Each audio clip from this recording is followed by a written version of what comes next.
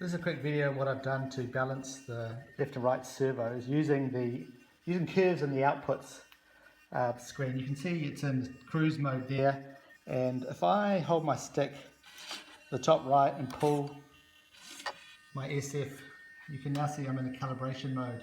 So none of the mixers are in play, and I am looking to balance the ailerons.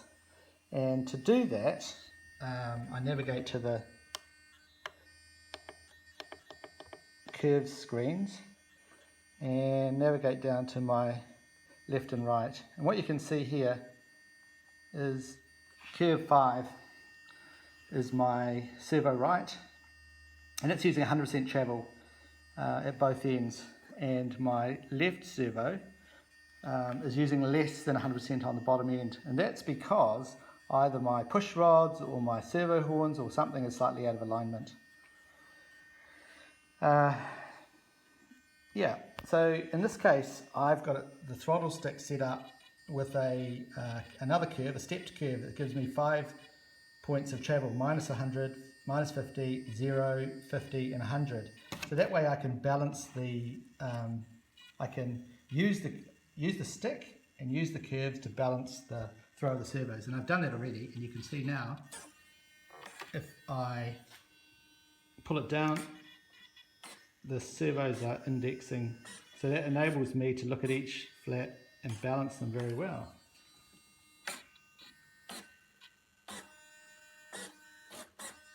So I've done that, and then to exit calibration mode, to now decide where the aileron servos need to sit, I exit the calibration mode by just pulling on my stick top SF again, and now I'm back into cruise mode. So next to the flight modes for the ailerons, and I have 3 modes. A speed mode with the ailerons just up a little bit. I have a cruise mode or a normal mode where everything's neutral, and a thermal mode with more camber. Then I have in DLG mode 2 launch modes. So I'll just quickly run through those. My switch B controls the flight modes, so I'm in cruise mode, down for thermal, middle for cruise, up for speed. So the ailerons pop up for speed mode, sit neutral for cruise mode, and drop down for thermal. And also on my left slider I can adjust the degree of camber in thermal mode. This was quite cool. Back to cruise mode.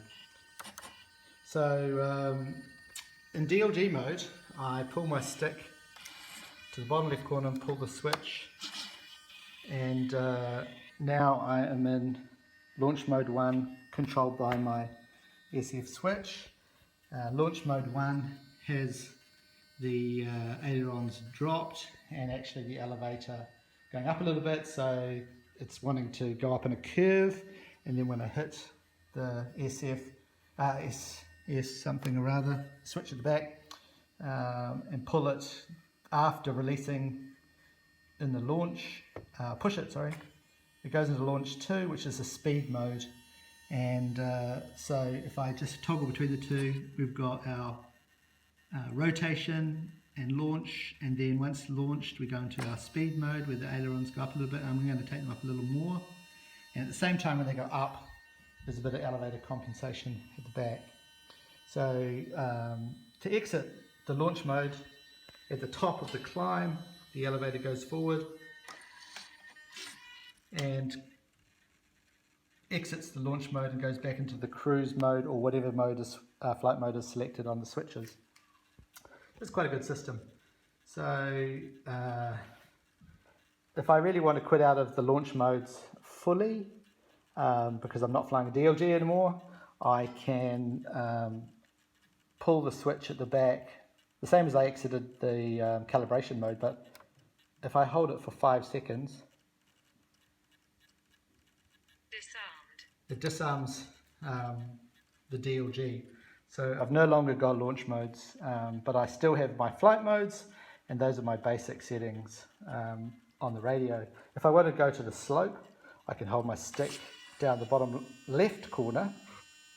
Slope Sora mode, elevator And what that does is puts me into slope soarer mode, where it brings into play switch A and switch D, which essentially Elevator low, elevator medium, elevator high, elevator medium, has the rates for the elevator on switch A, and on switch D aileron low, aileron medium, aileron high, we have the rates for the ailerons. And again, if I want to quit out of that slope soarer mode, I can hold my stick down for 5 seconds, disarmed, which disarms the TX. So I've set this up with a basic set of settings that allow me to pretty much fly anything.